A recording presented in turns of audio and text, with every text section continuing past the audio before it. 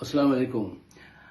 आसिम मुनीर वो गलतियां कर रहे हैं जो पाकिस्तान की बर्बादी का सबब बन रही हैं। अभी देख लीजिए आप, ये जो हरकत की है इन्होंने कि एक जूनियर को 7 जर्नैलों के ऊपर से ले जाकर आगे बढ़ा दिया। इससे क्या हुआ? देखिए, इससे फौज के अंदर कमजोरी पैदा हुई है, फौज के अंदर बेचैनी पैदा हुई है। जो पीछे अफसरान होते हैं ना, उनको ये मैसेज पहुंचता है कि यहां तो ताल्लुकात की अहमियत है, परफॉर्मेंस की कोई अहमियत नहीं है, सीनियरिटी का कोई लिहाज नहीं है। यहां तो मन मर्जी चल रही है, कौन किससे वेल कनेक्टेड है उसकी बुनियाद पर तरक्की होगी। यानी ये खबरें सुनने को मिलती हैं कि जवान अफसरान जो हैं वो अपनी बीवियां जर्नैलों को पेश करते हैं तरक्की के लिए। यार, ये हालत हो गई इस फौज की जिस पे हमें इतना नाज था। आज से चंद साल पहले अगर कोई फौज के मुतालिक एक गलत बात कहे तो मेरे जैसा बंदा उससे बात करना छोड़ देता था, वहां से हट के दूसरी तरफ चले जाता है। एक थे डॉक्टर शफीक साहब, यहाँ पे वो करते हैं तो मैं उनसे दूर सलाम तक नहीं करता था। मैं कहता नहीं यार, ये मुनासिब आदमी नहीं है। और आज मैं शर्मिंदा हूं कि वाकईतन जो चीजें सामने आ रही हैं वो इतनी गहरी हो गई। यार, फौज का काम बिजनेस करना है, $20 बिलियन का बिजनेस कर रहे हैं। सारी जंगें हार गए, इलेक्शन सारे जीत लिए। सीमेंट, लोहा, लकड़, कॉर्नफ्लेक्स और रियल एस्टेट और जो बिजनेस आप कहें, ये इनका काम है। ये आर्मी के जर्नल का काम है कि वो जाके अमेरिका से कहे कि $10 बिलियन दे दो। ये इनका काम है, ये इनकी ड्यूटी है। बड़ी बर्बादी कर रहे हैं, बड़े बर्बादी कर रहे हैं। अच्छा, आज भी की गुफ्तगू लंबी ना हो जाए, मैं खुद बड़ा जरा नुआसा हुआ हूं कि यार, एक हादसा होता है, उसके बाद दूसरे दिन दूसरे हादसे की खबर, उससे भी बड़े हादसे की खबर आ जाती है। ये कब तक ये हादसा हमारे साथ चलेंगे? कब हमारा दामन छूटेगा इस बदनसीबी से? ये नहीं छूट रहा। चॉइस क्या है, सोल्यूशन क्या है? सीधे सीधे से इस पे आइए, टाइम जाया ना हो जाए। और अगर आपको टिकटॉक वालों को मैं कहूंगा, अगर बात पूरी सुननी है तो यूट्यूब पे आ जाइए या हमारा पैट्रियन ज्वाइन कर लीजिए। देखिए, इमरान खान के अलावा कोई और सोल्यूशन नहीं है। अच्छा, मैं जब ये कहूंगा तो आप मुझ पर एक एतराज उठा लीजिए कि भाई ये तो इमरान खान को सपोर्ट करते हैं ना, तो इनको सिर्फ एक ही सोल्यूशन नजर आता है, वो इमरान खान, और दूसरा ये सोल्यूशन देखना नहीं चाहते। ये ऑब्जेक्शन आप उठा सकते हैं और इसको मैं डिफाइन करता हूं कि मैं ऐसा क्यों कह रहा हूं। देखो, जब भी किसी मुल्क के हालात इस दर्जा खराब हों जो आज पाकिस्तान के हैं, तो वहां पे कोई एक ऐसा लीडर सामने आता है जिसके पास विजन हो, स्ट्रेटेजी हो, उसका अपना दामन करप्शन से पाक हो और सारे मुल्क में हर तरफ से लोग उसको पसंद करते हों।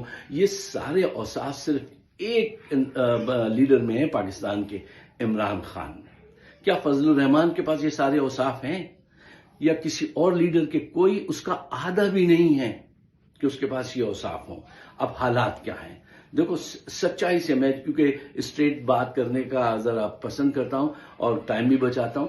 देखिए, बलूचिस्तान अलहदगी की तरफ जा चुका है। जहनी तौर से बलोच आपसे दूर हो चुके हैं।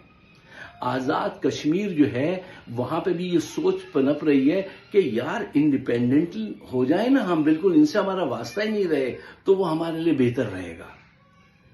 ये हकायक हैं। अब आप कहें अरे साहब आपने ऐसी बात कर दी, आपसे ये उम्मीद नहीं थी। नहीं, आप मुझसे यही उम्मीद रखें कि मैं सच जो है वो आपके सामने रख दूं। अच्छा, केपी में बेचैनी है, गिलगित बल्तिस्तान में क्या है, वहां पे भी बेचैनी है। ये सारा कुछ आप देख रहे हैं, ठीक है ना। अच्छा, अब आप ये देखिए कि इस वक्त मुल्क पर मुल्क का सदर और मुल्क का वजीर आजम वो लोग हैं जो सर्टिफाइड करप्ट लोग हैं। पूरी दुनिया जिनको सर्टिफाइड करप्ट जानती है और मानती है, वो आपका एक सदर है, एक वजीर आजम है और एक उसकी भतीजी है।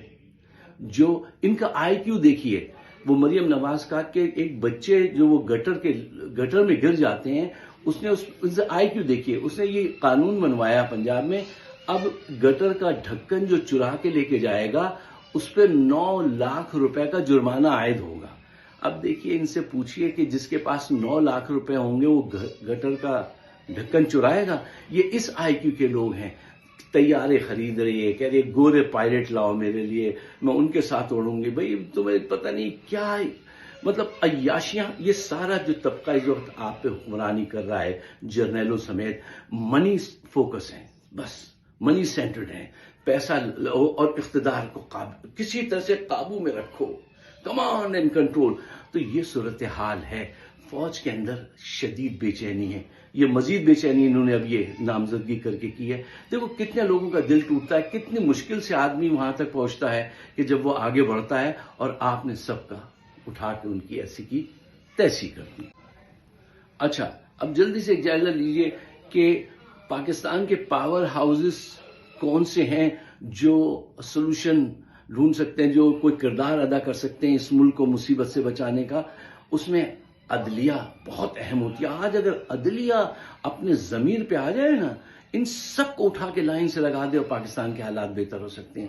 لیکن عدلیہ کے ججز جو ہیں ان کو صرف اپنی سروسز چاہیے, لاکھوں روپے کی ماہانہ تنخواہ چاہیے, اور سیکیورٹی گارڈ چاہیے, خانسامہ چاہیے, اور کاریں چاہیے. ان کو یہ خوب کاریں دے رہے ہیں سستی سستی, عاصم منیر صاحب, ٹھیک ہے نا, ان کی حکومت, کہ یہ لو اور خاموش رہو. اور انہوں نے ضمیر کا سودا کر لیا, عدلیہ گئی.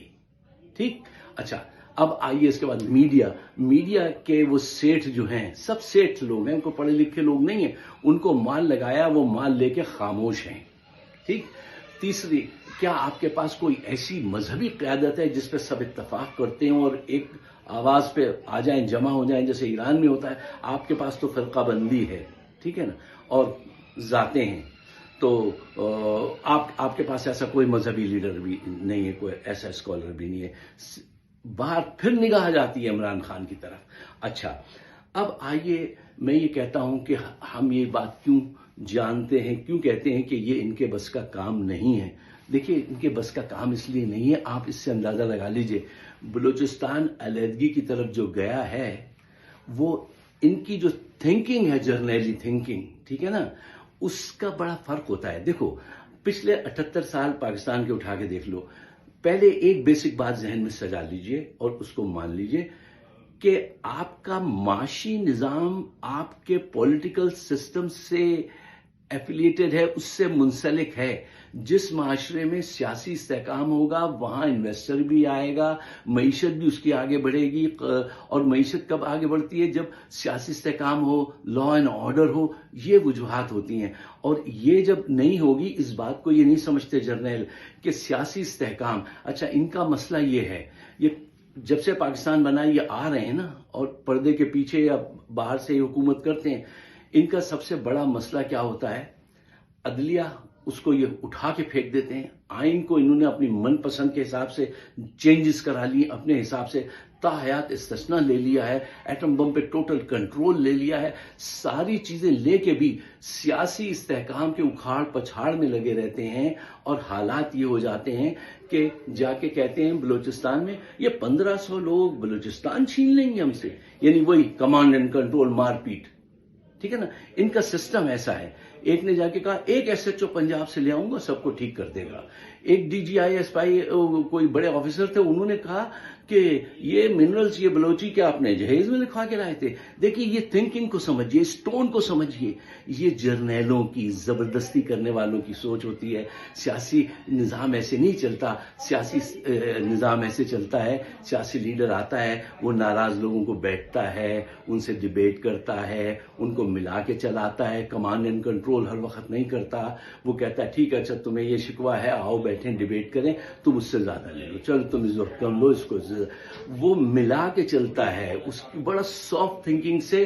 اور کریٹیکل تھنکنگ کے ساتھ کون چلتا ہے؟ سیاسی رہنما, چاہے وہ کتنا بھی خراب ہو, ٹھیک ہے نا.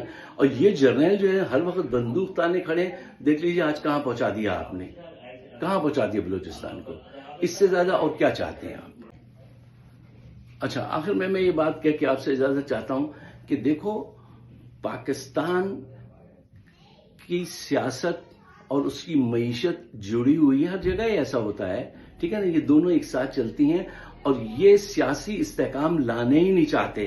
یہ اپنی اس میں لگے ہوتے ہیں کہ کسی طریقے سے ہمارا اقتدار وہ رہے. اور فوج کے اندر وہ ابتری پھیلا دی ہے انہوں نے، وہ کلچر فروغ پا گیا ہے کہ جب بہت ساری چیزیں مجھے دوستوں نے بتائیں، لیکن وہ آن ایئر کہنے کی بھی نہیں ہے، وہ اتنی شرمندے کرنے والی باتیں ہیں، ٹھیک ہے نا۔ اب معیشت جو ہے، اب یہ بتائیے آرمی جنرل جا کے کہہ رہا ہے مجھے $10 بلین دے دو، یہ ان کا کام تھا، جو پہلے بھی میں نے بات آپ سے کہی۔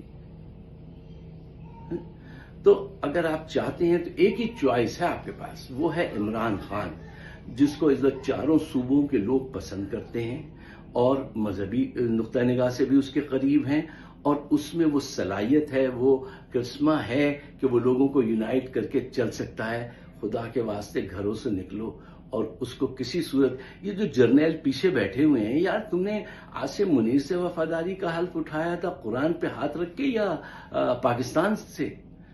اٹھو، کچھ ان کو سمجھاؤ، کچھ کرو، وہ آدمی باہر آئے، اس ملک کو مزید برباد ہونے سے بچائیے۔ اگر میری بات سے آپ اتفاق کرتے ہیں تو اس کو شیئر کیجئے تاکہ کوئی راستہ نکلے۔ شکریہ۔